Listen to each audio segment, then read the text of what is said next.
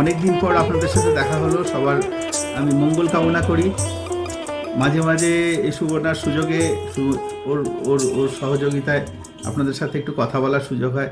তবে আমার স্ত্রী যেহেতু শোনেন রোজ, তো সেই সূত্রে আমারও কম বেশি শোনা হয়েই যায় আপনাদের এই ধর্মালোচনা। আমার ভালোই লাগে। তো আজকে আমাকে বলল যে কিছু বলতে, কিছু আলোচনা করতে। তো আমি ভাবছিলাম যে এখন তো আমাদের একটু ছেলেদের সমস্ত পরীক্ষার দিন, একটু ছেলেদের সাহায্য করতে হয়, বিশেষ করে উইক ছেলেদের। সকাল যখনই সুযোগ পাই তাদের একটুখানি অনলাইন দেখি, যাই হোক। তো ভাবলাম যে কী বলা যায়, কি আলোচনা করা যায়। তো হঠাৎ করে আমার মাথায় একটা খেয়াল এলো যে আমাদের পৌরাণিক যুগে, ভারতের পৌরাণিক যুগে বহু ঘটনা সাক্ষী আমরা আছি। সেই পৌরাণিক যুগের একটি ঘটনার সাথে যদিও তার মধ্যে অনেক মিশ্রণ ঘটেছে, তার মধ্যে অনেক উপমা এসে গেছে বা তার সঠিক ব্যাখ্যা হয়তো হয়নি, কিন্তু সেই ঘটনাগুলির সাথে আমরা অনেকেই পরিচিত এবং সেগুলো খুব ইন্টারেস্টিং কাহিনী। আমরা কম বেশি সবাই সেই কাহিনীগুলি জানি। কিন্তু ওই কাহিনীগুলো যে সমাজ ঘটনাগুলি ঘটেছিল, কিন্তু বহু যুগ পার হয়ে যাওয়ার ফলে তার মধ্যে এমন কিছু মিশ্রণ ঘটে গেছে, তার যে কাহিনীর পেছনে যে মর্মার্থ, সেগুলি আমরা অনেক সময় উদ্ধার করতে পারিনি। তো সেক্ষেত্রে যদি মর্মার্থগুলি উদ্ধার করা যায়, সেটা আজকের দিনেও কিন্তু সেগুলি খুব কার্যকরী হয় বলে আমার বিশ্বাস। তাই সেরকম একটি ঘটনা আমি আজকে একটু উল্লেখ করব, পৌরাণিক ঘটনা, এবং তার মধ্যে দিয়ে কি শিক্ষা আমরা পাচ্ছি এবং আজকের যুগে সেই ঘটনার মর্মার্থ কি বর্তমান এই আধুনিক বিজ্ঞানের যুগে, সেইটা একটুখানি সংযোগ স্থাপনের একটা চেষ্টা করব আমার সীমিত ক্ষমতা দক্ষতার মধ্যে দিয়ে। ঘটনাটা হলো, আমরা সবাই জানি বহু যুগ আগে সাবিত্রী সত্যবানের কাহিনী। তো সেই সেই হ্যাঁ, সেই কাহিনীতে আমরা কি শুনেছি, কি জানি, যে হস্তিনাপুরের কাছে এক রাজ্যের রাজা ছিলেন। তার বহুদিন পর, বহু চেষ্টার পর, তার কোনো সন্তান সন্ততি ছিল না, বহু চেষ্টার পর একটি তার কন্যা সন্তান হয়।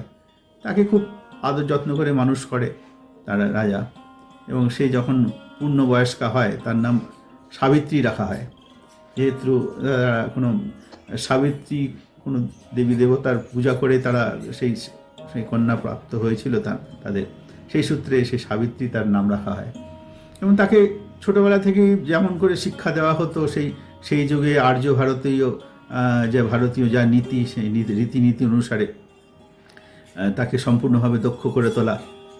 বিশেষ করে শিক্ষার মধ্যে একটি বিশেষ ব্যাপার ছিল, বিশেষ করে মেয়েদের শিক্ষার ব্যাপারে, যে তাদের বর চয়নের ব্যাপারে কিভাবে দেখা উচিত, কি গুণ দেখা উচিত, কোন বংশ দেখা উচিত, তার জন্যে কোন বর উপযুক্ত, সেই সম্বন্ধে একটা বাস্তব সম্যক শিক্ষা, সেই সময় একটা বাড়তি শিক্ষা তাদের দেওয়া হতো বিশেষ গুরুত্ব সহকারে।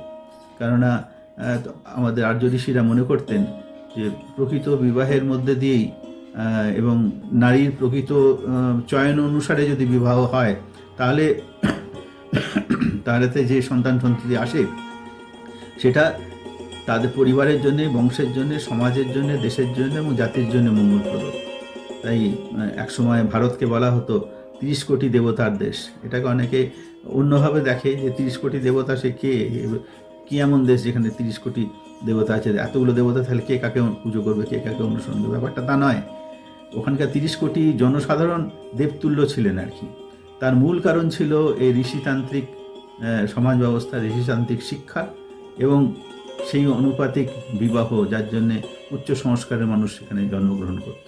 যাই হোক, তো তাকে শিক্ষিত করে তোলা হলো এবং শেষ পর্যন্ত রাজা তিনি বললেন যে এবার তোমার বিবাহের সময় হয়েছে এবং তোমাকে বিবাহ করতে হবে। হ্যাঁ, করতে হবে। তোমার কি ইচ্ছা? তো বললো যে আমার ইচ্ছা যে আমাকে আপনারা যেভাবে শিক্ষা দিয়েছেন সেই অনুসারে আমি চাই আমার পছন্দ মতন বর আমি চয়ন করব। রাজা বললো ঠিক আছে, তোমার যা ইচ্ছে তাই হবে।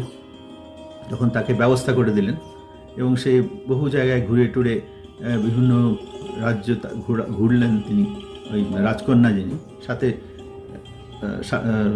সৈন্য টৈন্য ইত্যাদি বা এবং তাকে নিয়ে যাওয়ার মতন ব্যবস্থা করে রাজা করে দিলেন।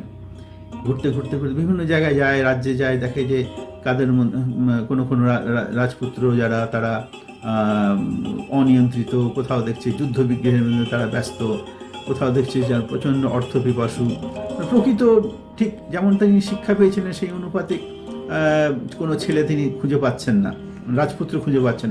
কারোর মধ্যে কোনো একটা গুণ আছে তো আর একটা গুণ নেই, এই জাতীয়।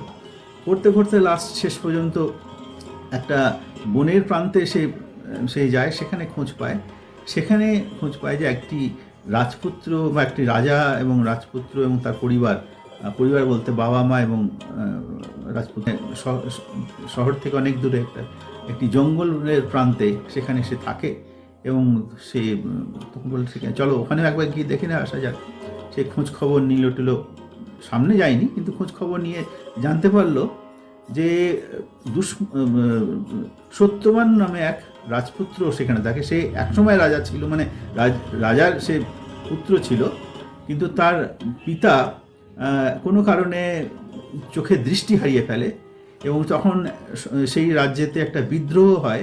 রাজার বিরোধী যারা ছিল তারা বিদ্রোহ করে, কিন্তু তিনি যেহেতু দৃষ্টিশক্তি তার হারিয়ে ফেলেছিলেন, তার ফলে তিনি ঠিকমতো নিয়ন্ত্রণ করতে পারেননি এবং তিনি সেই রাজ্য থেকে বিতাড়িত হন এবং তার রাজ্য তার চলে যায়। কিন্তু তার সত্যবান সেখানে সেই গ্রামের পাশে একটা প্রান্তে থেকে সেখান থেকে তাকে সেবা যত্ন সে করত এবং সেই অনুসারে পিতা মাতার ভক্তি করা এবং একটা আর্যপুত্র হিসেবে যা করণীয় সেগুলি সেই সীমিত ক্ষমতার ব্যবস্থার মধ্যে সে করত। এটা দেখে তার খুব ভালো লাগলো। বলে তো একটা চরিত্রবান মানুষ, মনে মনে ঠিক করে নিল যে যদি বিবাহ করতে হয় একেই করবো। করে টোরে সে ফিরে এসে বাবাকে বলে যে এরকম ব্যাপার আমি ঠিক করে নিয়েছি, কে এই অমুক। কিন্তু খবর নিয়ে দেখলো যে তার তো রাজত্ব নেই। বাবা খুব অসন্তোষ, দুঃখ পেলেন যে এমন একজন মেয়ে একজনকে ঠিক করলো যার রাজত্বই নেই, সে কীরকম রাজপুত্রের সে রাজকন্যা হবে, তো তার স্ত্রী হবে, রানী হবে। তো এটা মানে দুঃখজনক ব্যাপার বাবার ক্ষেত্রে। তখন বলছেন আমি তো কিছু করার নেই, আমি তো তাকে একবার বর হিসেবে বরণ করে নিয়েছি, অতএব তাকে তো তাকে ছাড়ার আমার প্রশ্ন নেই। যদি বিবাহ হয় তো তার সাথে হবে, না হলে হবে না। ঠিকই এই শিক্ষাই তাকে দেওয়া হয়েছিল। তো এখন অগত্যা তাকে বিবাহের ব্যবস্থা করা হয়। এর মধ্যে রাজপুরোহিত যারা তাদের গণনা টণনা করে দেখা গেল যে তার তো জীবন মাত্র 1 বছর, 1 বছরের মধ্যে সে মারা যাবে। তাতে আরও দুঃখিত হয়ে গেলেন। তাকে আবার বোঝানোর চেষ্টা করা হলো এরকম ব্যাপার। বলছে না, এ তো আর হবে না, হয় বিবাহ হলে তার সাথে হবে, না হলে হবে না। তো বাধ্য হয়ে তারা বিবাহ দিলেন। সে আবার বিবাহের পর সেখানেই সেই জঙ্গলের প্রান্তে যেখানে তারা একটা কুঁড়ে ঘর করে থাকতো সেখানে সে থাকা আরম্ভ করলো। কাহিনীতে এই কথা বলা হয়। এবং শ্বশুর শাশুড়ি যারা আছেন তাদের সেবা যত্ন করা, তার স্বামীর পাশে থাকা, যতটা সম্ভব সহযোগিতা করা। যেহেতু তার প্রতি একটা অকাট্য ভালোবাসা ছিল, অতএব সেই কষ্টগুলো তার কাছে কষ্ট বলে মনে হয়নি। সেই তার স্বামীর সঙ্গে সেই সংসার ধর্ম পালন করা, স্ত্রী ধর্ম পালন করা সে করতো।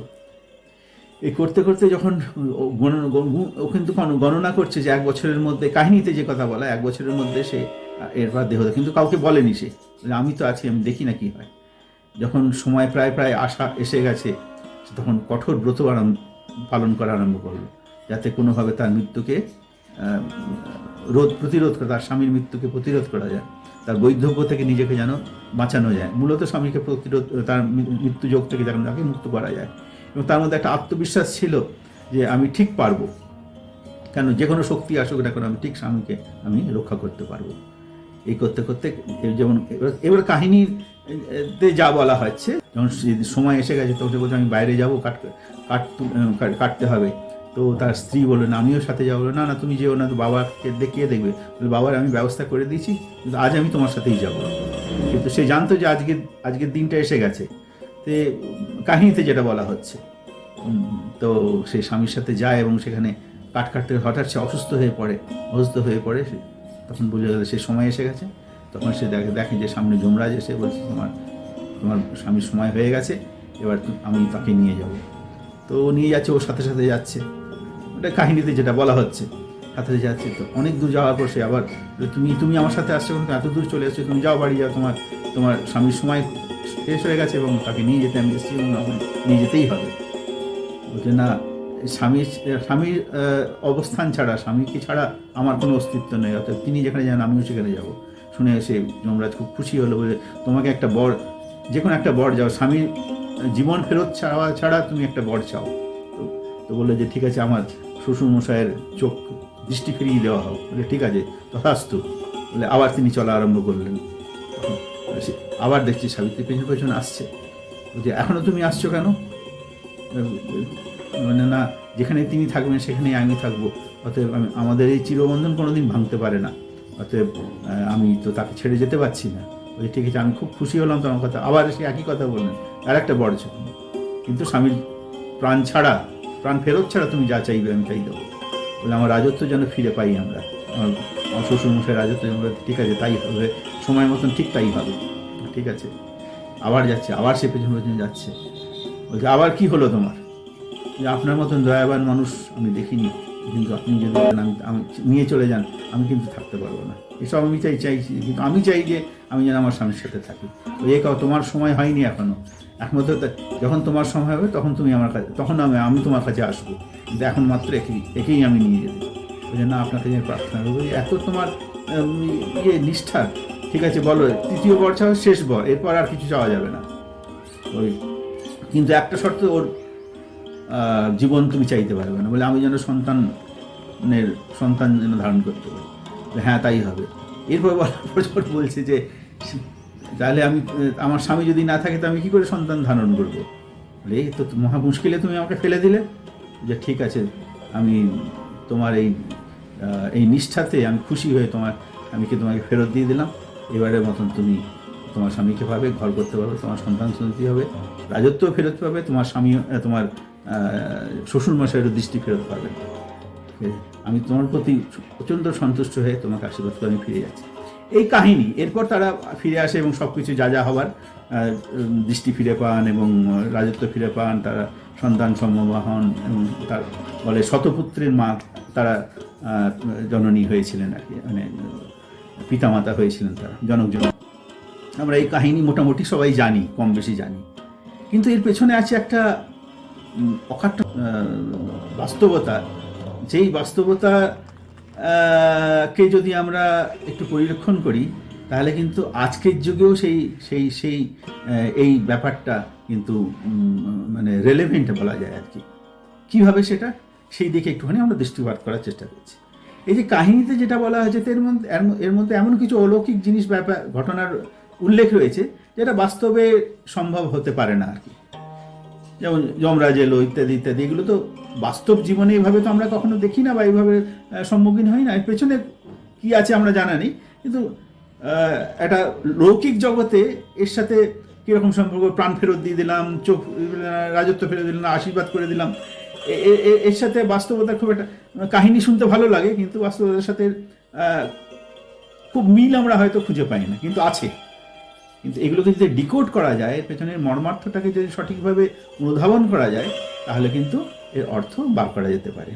ব্যাপারটা কীরকম, সেই দিকে একটুখানি আমরা দৃষ্টিপাত করার চেষ্টা করি। তাহলে এই জন্য কী হবে, একটা নতুন দৃষ্টিভঙ্গি আমাদের হয়তো খুলতে পারে, যার মধ্যে দিয়ে এই পৌরাণিক যেসব ঘটনাবলীগুলো আছে তার যে মিনিংফুল অ্যাডজাস্টমেন্ট এবং তার যে অন্তর্নিহিত অর্থ, সেগুলো আমরা উদ্ধার করতে পারি এবং সেগুলো আমাদের জীবনে, আজকের বর্তমান জীবনে ওগুলো কাজে লাগতে পারে। আসলে ঘটনা যা হয়েছিল, প্রথম দিকের ঘটনাটা তো ঠিক আছে, যে তার সে সাবিত্রী যে তার স্বামীকে সে খুঁজে, মানে নিজের মতন করে সে তার স্বামী চয়ন করলো এবং তার সাথে বিবাহ হলো। এর পরবর্তী যে ঘটনাগুলি, সেগুলোকে বোঝার ব্যাপার আছে, সেটা আজকের দিনে কীভাবে উপযুক্ত। এবং ঘটনা হচ্ছে যে দাম্পত্য জীবনের মধ্যে দিয়ে যখন প্রকৃত কম্প্যাটেবল ম্যারেজ যখন হয়, মানে স্ত্রীর মনের মতো স্বামী এবং স্বামীর মনোবৃত্তানুসারী স্ত্রী যদি হয়, তাহলে তাদের এই দাম্পত্য প্রেমের মধ্যে দিয়ে এমন একটা শক্তি সঞ্চার হয়, মানে বিশেষ করে মনোবৃত্তানুসারী স্ত্রী যদি থাকে, তার মাধ্যমে সে এমন শক্তি সে লাভ করে যার মধ্যে দিয়েছে যে কোনো রকমের বাধা বিপত্তিকে সে অতিক্রম করার মতন দক্ষতা, ক্ষমতা, কারণ তখন থেকে সে এমন পোষণ পায়, এমন প্রেরণা পায়, এমন শক্তি, মানে মানসিক শক্তি সঞ্চার হয়, যার ফলে সব রকমের বাধা বিপত্তি, গ্রহদোষ ইত্যাদিকে সে অতিক্রম করে। এই গ্রহদোষকে কী করে অতিক্রম করা যায়? অতিক্রম করার মূল যে চাবিকাঠি হলো, সেটা হলো উচ্চ ভাবাদর্শের সাথে যুক্ত হওয়া। মূল কথা হলো, এটা বাস্তবভাবে দেখতে গেলে উচ্চ জীবন্ত আদর্শের সাথে যুক্ত হওয়া, উচ্চ লক্ষ্য নিয়ে চলা। তখন কি হয় যে আমার ভেতরে যে আমাদের যে প্রবৃত্তিগুলি, সেগুলি কি করে যে আমাকে আমার চলার পথে বিভ্রান্তি সৃষ্টি করে, আমার সৎ পথে, ধর্মের পথে চলমানতায় বিভ্রান্তি সৃষ্টি করে। ঈশ্বরের পথে মানে বৃদ্ধির পথে, ব্রহ্মত্বের পথে, মানে ছড়িয়ে পড়ার পথে, বৃদ্ধি হওয়ার পথে তারা বাধা সৃষ্টি করে আমাদের ডাইভার্ট করে দেয়। সেই ডাইভার্টগুলো করে দেয় মানে সেইগুলি, বৃত্তিগুলি কি হলো? আমাদের নানা রকমের দুর্বলতা, নানা রকমের পিছুটান, বাঁচার বিরুদ্ধে সেই সেই সেই ক্যারেক্টারগুলো আমার মধ্যে যখন ডেভেলপ করে এবং তাদের আমরা আইডেন্টিফাই করতে পারি না, তাদের আমরা চিনতে পারি না, তখন সেগুলি আমার চলার পথে অবনতির কারণ হয়ে ওঠে। সেইগুলিই পাপ, সেগুলি গ্রহদোষ, এবং তার ফলে আমাদের নানা রকম বিপত্তি, রোগ, জরা, ব্যাধি, মৃত্যু ইত্যাদি আসে। তো সত্যবানের ক্ষেত্রে খানিকটা তাই হয়েছিল। সে ভেতরে সে কষ্টে ছিল, যেহেতু সে রাজার সন্তান, সে বাবা মার প্রতি তার প্রচণ্ড ভক্তি শ্রদ্ধা ছিল, ধর্মপ্রাণ ছিল, কিন্তু মনে মনে একটা তার মানসিক কষ্ট ছিল। সেই মানসিক কষ্ট যে আমি রাজা, আমার বাবা মার জন্য আমি সেই সুখটা আমি দিতে পারছি না সন্তান হয়ে, আর আমাদের যে সম্ভাবনা, সুযোগ ছিল, সেই সুযোগ থেকে আমরা বিচ্যুত হয়েছি। ফলে এমন একটা মানসিক কষ্টের মধ্যে সে ছিল, যেটাই তার মৃত্যুর কারণ হয়েছিল। মৃত্যু মানে সে শারীরিকভাবে হয়তো মৃত্যু নয়, কিন্তু মানসিকভাবে এমন দুর্বলতার জায়গায় সে চলে যাচ্ছিল, মানসিকভাবে অবসাদগ্রস্ত যাকে বলে। শারীরিক মৃত্যু না হলেও সে মেন্টালি, সে একটা মেন্টাল ডেথের পর্যায়ে চলে যাচ্ছিল। সেটাকেই ওই কাহিনীর মধ্যে বলা হয়েছে 1 বছরের মধ্যে তার মৃত্যু মানে তার মানসিক মৃত্যুযোগ, মানসিকভাবে সে সম্পূর্ণ শক্তিহীন হয়ে ওঠা। এবার সাবিত্রী এসে কি করলো? সেই জায়গাটা তিনি চিকিৎসা করা আরম্ভ করলেন। তার দৈবিক বা তার যা নারী মাতৃত্বের গুণ দিয়ে, স্ত্রীত্বের গুণ দিয়ে, সতীত্ব, এখানেই বলা হয় সতীত্ব মানে তিনি একনিষ্ঠ স্বামীপ্রাণার যে শক্তি। বহু মহাপুরুষ বলেন, ঠাকুরকেও বলতে শুনেছি বহুবার, যে সতী স্ত্রী যারা, তারা তাদের আধ্যাত্মিক ক্ষমতা অনেক বড় বড় সন্ন্যাসীদের থেকেও বেশি হয়। এত তারা আধ্যাত্মিক ক্ষমতা সম্পন্ন হয়ে ওঠে ওই যে নিষ্ঠাবান চলার মধ্যে দিয়ে, স্ত্রীর যে স্বামী নিষ্ঠার মধ্যে দিয়ে যখন সে চলে, তার মধ্যে এমন সে শক্তি অর্জন করে, বড় বড় সন্ন্যাসীরাও পর্যন্ত সে তার কাছে কিন্তু পরাস্ত হয়ে যেতে পারে। মানে তার থেকেও দক্ষতায়, ক্ষমতায়, উপলব্ধিতে সে এমন একটা পর্যায়ে চলে যায়। সেই সতী স্ত্রীর যে শক্তি, তার যে শক্তি, মানসিক শক্তি, সেই মানসিক শক্তিটা তার ভেতরে সঞ্চারণ সে নিয়মিতভাবে করে যাচ্ছিল। এবং তার ফলে কি হলো, যে তার ভেতরে এমন একটা সেই তার যে ক্ষত্রিয়ত্ব যেটা, সেই ক্ষত্রিয়ত্বের সে আমাদের জাগরণ হলো। তার ফলে কি হলো, যে মৃত্যুকে সে আস্তে আস্তে মৃত্যুর মুখে যে এগিয়ে যাচ্ছিল, মানে সেই মানসিকভাবে সে একবারে সমাপ্তির দিকে যাচ্ছিল, মানসিক শক্তির থেকে সে শক্তি ক্ষয় যেভাবে সেটাকে সে প্রতিরোধ করলো। মানে মৃত্যুর জমকে সে আটকে দিল। এইটার মূল অর্থ এই, যম মানে একটা আকাশ থেকে একটা বিরাট ওই দৈত্যের মতো একটা লোক এলো, গদা নিয়ে তাকে নিয়ে এলো, ব্যাপারটা তা নয়। মানে মৃত্যুর সম্ভাবনাগুলোকে সে আস্তে আস্তে প্রতিরোধ করে তুললো এবং রাজত্ব ফিরে পেলো। যাও তোমার রাজত্ব ফিরে পাবে, আশীর্বাদ করে, দুহাত তুলে আশীর্বাদ করে একটা আলো বেরিয়ে এলো, রাজত্ব পেয়ে গেল। তা তো হয় না, এটা তো একটা কাহিনীর মধ্যে, কিন্তু তার পেছনে কারণ অন্য।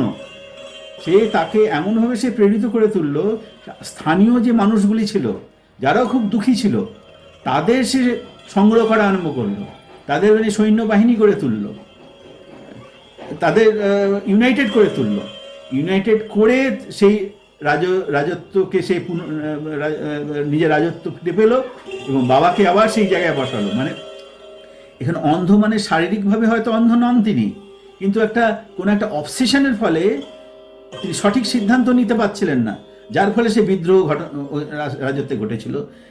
তাকে তাকে যখন এই সাবিত্রী এসে তার শ্বশুর মশাইকে এবং তার স্বামীকে এমনভাবে সে সঠিক পথে চালনা করার শক্তি প্রেরণা সে দিল, যার ফলে তার মধ্যে নতুন করে দৃষ্টিভঙ্গি খুলে গেল, অর্থাৎ তার স্বচ্ছ দৃষ্টিভঙ্গি তার কাছে আবার নতুন করে ভুলগুলো সে বুঝতে পারলো এবং সঠিকভাবে সংগঠিত করে সেই নতুন করে সে রাজত্ব স্থাপন করলো। এবং তাকে বলছে শতপুত্রের তারা জনক জননী হয়েছে। শতপুত্র মানে একটা মানুষ তার শতপুত্রের জন্ম দিতে পারেন না। শতপুত্র মানে তার প্রত্যেকটি প্রজাকে, তার শত শত প্রজাকে সে নিজের সন্তানের মতন করে তারা পালন করা আরম্ভ করলেন। ফলে সেই বিদ্রোহের সম্ভাবনাগুলো সব নষ্ট হলে ডিউ টু দিস তোমার সাবিত্রী, সে এসে সমস্ত ব্যাপারটাকে এমনভাবে ম্যানেজ করে তুললো, এইটাই হলো স্ত্রীত্বের গুণ। এখন এর ভেতরে যে মর্মার্থ বলতে এইটাই বোঝায়। এবং সাথে সাথে শুধু ওই কাহিনী বলে একটা সুন্দর গল্প শুনে আমরা ঘরে চলে গেলাম নিজের মতন হয়ে গেলাম, অত তার সাথে আমি জীবনীয় কোনো রসদ পেলাম না, তাহলে কিন্তু তার এই গল্পের যে আসল উদ্দেশ্য সেটা কিন্তু পূরণ হবে না। আসল উদ্দেশ্য হলো এই গল্পের পেছনে যে মূল যে বক্তব্য সেটা হলো যেটা আজকের দিনেও সম্ভব। রাজত্ব ফিরে না পেতে পারি, কিন্তু আমাদের জীবনীয় রাজত্ব যে বা আমার জীবন যা নিয়ে আমার জীবন, সেটা তো তার বিস্তৃতি তো শুধু দুটো স্বামী স্ত্রী আর দুটো সন্তান সন্ততি আর এই কথা নয়। আমার আশেপাশে পরিবেশ, যে পরিবেশ থেকে আমি প্রতিদিন আমি তার প্রতি ঋণী। একটা ধুতি পরতে গেলে কত মানুষের সাহায্য সেই ধুতির পেছনে থাকে, পরিশ্রম তার পেছনে থাকে। এক গ্রাস ভাত মুখে তুলতে গেলে সে কত মানুষের পরিশ্রমের ফলে সেই ভাতটা আমার হাতের মধ্যে আসছে। সেই চাল উৎপাদন থেকে শুরু করে, ক্ষেত চাষ করা থেকে শুরু করে, তার বীজ আসা থেকে শুরু করে, তাকে পালন করা থেকে, তাকে রক্ষা করার থেকে আরম্ভ করে জল করতে বাজার হয়ে কত লোকের সাহায্যের মধ্যে দিয়ে সেই জিনিসটা আমার হাতে আসে, এক গ্রাস আমি চাল খাবার। সেইটাই বলছি যে প্রতিটি মানুষের কোনো না কোনোভাবে আমি ঋণী। সে আমার বেঁচে থাকার ক্ষেত্রে সে তার সহযোগিতা বা তার একটা অবদান রয়েছে, সেই অবদানকে আমি অস্বীকার করতে পারি না। তো এই যে সবাইকে নিয়ে থাকা, এইটাই তো ধর্মবোধ। যা করলে আমার এবং পরিবেশের বাঁচা বাড়া ধারণ হয় তাই হলো ধর্ম। সেই ধর্ম যদি সেটাই যদি ধর্ম হয়, তাহলে তো কাউকে আমি বাদ দিতে পারি না। তো এই গল্পের মূল অর্থ হলো তাহলে এই ব্যাপারটা আস্তে আস্তে দানা বাঁধবে কি করে আজকের যুগে, কোন কোন বিষয়গুলির প্রতি আমাদের নজর দিতে হবে। সেটা আমি ধর্ম বলি, বিজ্ঞান বলি, সমাজনীতি বলি, রাজনীতি বলি, ব্যাপারটা বিশেষ করে আমার কাছে তো একই। যে নীতি আমাকে এবং আমার পরিবেশকে বেঁচে থাকতে সাহায্য করে, সেটা যদি রাজনীতিকেও বলে রাজনীতি বলতে পারে, কি অর্থনীতি বলে অর্থনীতি বলতে পারে, যদি সমাজনীতি বলে সমাজনীতি বলতে পারে, সে যদি পারিবারিক নীতি বলতে পারিবারিক নীতি বলতে পারে, ধর্ম বলতে পারে ধর্ম বলতে পারে। তবে ধর্ম কথার ব্যাপকতাটা অনেক বেশি, ধর্মের মধ্যে সব কিছু এসে যায়। এমনকি বিজ্ঞানও ধর্ম থেকেই সৃষ্টি। মানে বিজ্ঞান মানে কি, এমন কিছু কৌশল যে কৌশলগুলি অ্যাপ্লাই করে, যেমন আমাকে এখান থেকে দিল্লি যেতে হবে, আমি ট্রেনে যেতে পারি, আরও তাড়াতাড়ি প্লেনে যেতে পারি, সুপারফাস্ট ট্রেনে যেতে পারি। তো এই যে সুযোগগুলো আমাকে করে দিয়েছে, এটা বলে বিজ্ঞানের অবদান। তো বিজ্ঞানের অবদান যে এলো, সেটা কোথার থেকে এলো? যাতে আমি ভালো থাকি। তাহলে ভালো থাকার কৌশলটা কিন্তু যাতে আমি থাকি, তাই তো ধর্ম। যে আমাকে যা করলে আমাকে আমার অস্তিত্ব ধারণ হয়, তাই যদি ধর্ম হয়, তো ধর্ম থেকেই বিজ্ঞানটা এসছে। মানে আমার বেঁচে থাকার আকুতি থেকেই বিজ্ঞানের সৃষ্টি। তাহলে এই বেঁচে থাকার আকুতিটা কি সুরক্ষা পাবে কি করে, কোন পথের মধ্যে দিল, তার সাথে এই গল্পের একটা সম্পর্ক রয়েছে। তাহলে একটা মানুষ বেঁচে থাকে কিসের ওপর?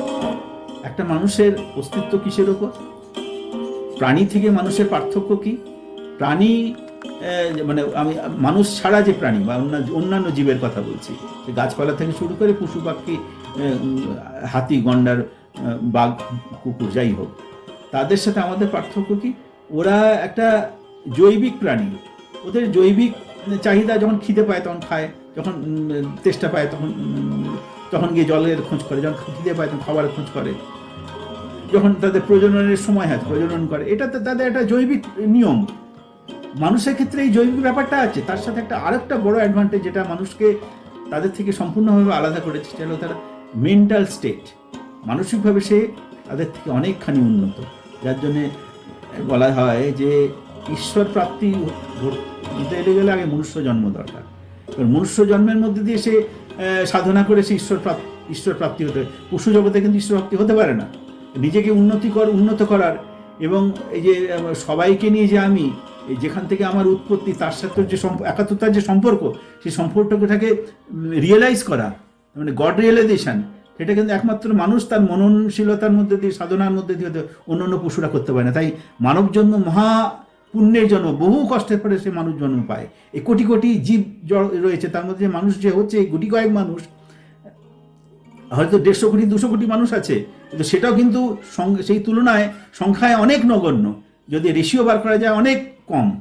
তার মধ্যে আবার যারা ভগবত চর্চার মধ্যে দিয়ে আসার চেষ্টা করছে সেই রেশিওটা আরও কম। তার ভেতরেও যারা নিষ্ঠার সাথে করে যাচ্ছেন আরও কম, এবং তার মধ্যেও আবার লিমিটেড চুজ পার্সন, যাকে বলে যীশু খ্রিস্ট বলেছিলেন, দে আর চুজেন পার্সন, যারা ঈশ্বর দ্বারা তারা চয়নিত মানুষ, যারা এই ধর্ম পালন করেন এবং ধর্মকে মানুষের মধ্যে চারিত করার চেষ্টা করেন। ধর্মযাজক, সে প্রথম নিজে সাধন ভজন করে নিজে পরিশুদ্ধির মধ্যে দিয়ে অন্যকে, এটাকে আমরা বলি যজন এবং যাজন। মানে যজন মানে নিজের আত্মশুদ্ধি, এবং যাজন মানে সেই আত্মশুদ্ধির পথটাকে মানুষের মধ্যে চালিত করা। কারণ সবাইকে ভালো না করতে পারলে আমার ভালো লাগে না, সবার মুক্তি না হলে আমার মুক্তি নেই, এই ভাবনায় সে পৌঁছে গেছে, যার জন্য সেই যাজনটা করছে। এটার সাথে অনেকে ধর্মান্তরিতের কথা বলে, সেটা ধর্মান্তরণ করার যে কথা, ধর্ম যদি একটা হয় তো ধর্মান্তরণ কোনো প্রশ্নই নেই। তার মানে যারা ধর্মান্তরণের কথা বলছে তারা কিন্তু মানে ধর্মবিরোধী কাজ। ঈশ্বর প্রেরিত পুরুষ তারা ধর্মান্তরণ করেন না, তারা মানুষকে ধার্মিক করে তোলেন, মানুষকে ঈশ্বরমুখী করে তোলে। ঈশ্বরমুখী করে তোলা, সেখানে তার সেক্টেরিয়ানের ব্যাপার নেই। যাই হোক, তো এই পথে যেতে গেলে 3টে ব্যাপার আছে। প্রাথমিকভাবে কি? সেলফ অ্যাডজাস্টমেন্ট, মানে আমার বৃত্তিকে আমি চিনব কী করে। আমার বৃত্তিকে চিনতে গেলেই আমার যে এই পথে যাওয়াতে যে আমার বাধা, সেই বাধাগুলোকে প্রথমে যদি আমি চিনতে না পারি, তাহলে এই পথে আমি এগোবো কী করে? তো এই পথে, আর আমার এই পথ বলতেই বা কী বুঝি? পথ হলো আমাদের গন্তব্য হলো ঈশ্বর প্রাপ্তি। সেটা আমাদের বেদেও বলেছে,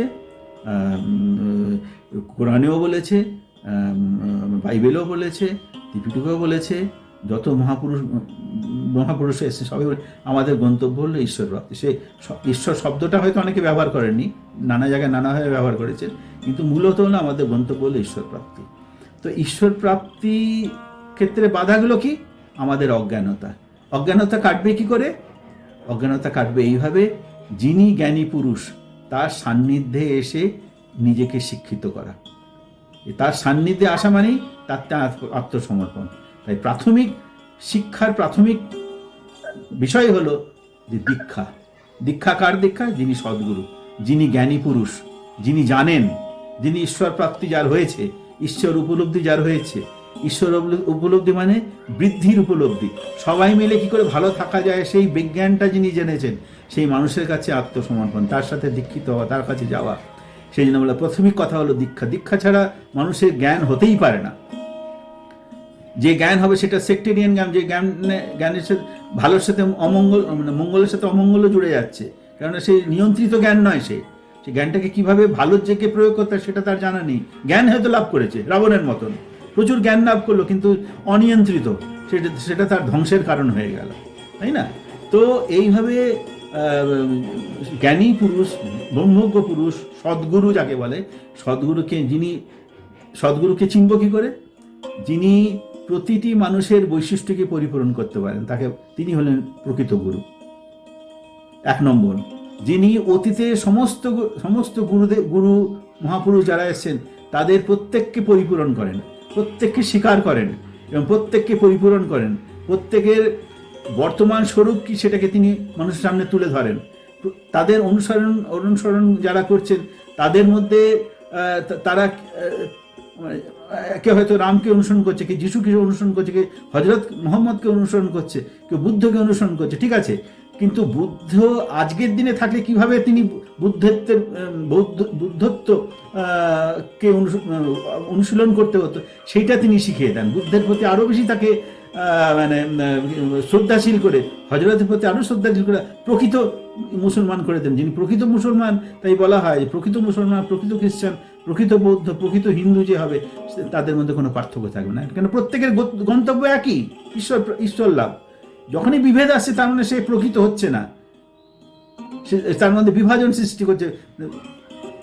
জলকে কখনো ভাগ করা যায় না, জলকে ভাগ করলে আবার সে জলই হয়ে যায়, এটা একটা বিভ্রান্তি।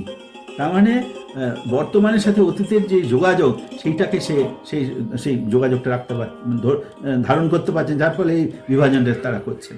তাহলে সে যে এমন যিনি হবেন যিনি অতীতের সাথে বর্তমানকে সংযোগ রক্ষা করবেন, প্রতিটি বৈশিষ্ট্যের মানুষকে পরিপূরণ করতে পারবেন এবং প্রত্যেককে তিনি স্বীকার করবেন, শ্রদ্ধা করবেন এবং তাকে তার মতন করে বাড়িয়ে তুলতে পারবেন।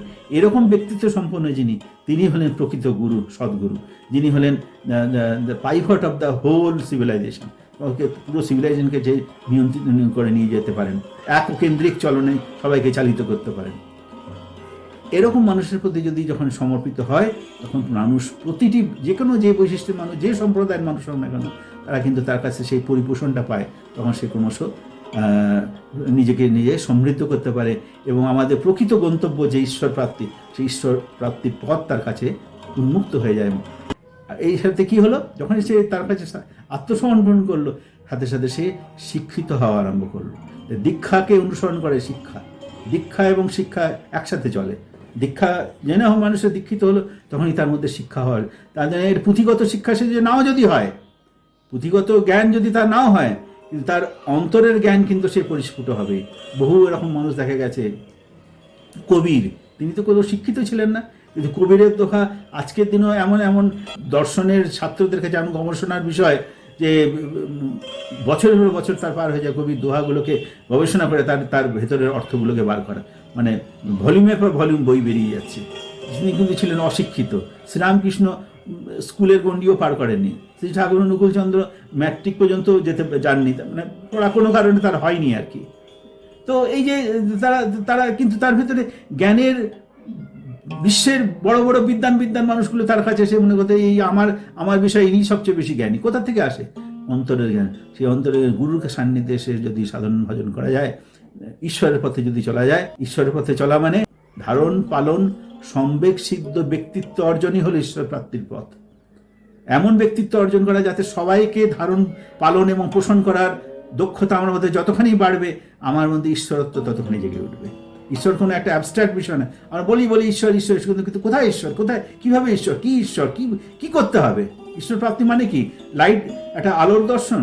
ঈশ্বর প্রাপ্তি কিন্তু শ্রবণ, ঘন্টার ধ্বনি শুনতে পাচ্ছি, ওম ধ্বনি শুনতে পাচ্ছি, ক্লিং ক্লিং ধ্বনি শুনতে পাচ্ছি, সামনে বিশাল আলো দেখতে পাচ্ছি, একটা মহাপুরুষের দেহ দর্শন হয়ে যাচ্ছে, মানে সুন্দর গন্ধ পাচ্ছি। এগুলো কি ঈশ্বর? ন, এগুলো তো খুব ছোট ছোট বিষয়। আর ঈশ্বরত্বের পথে চলার ক্ষেত্রে এগুলো ছোট ছোট প্রাপ্তি, এগুলো ঈশ্বর প্রাপ্তি নয়।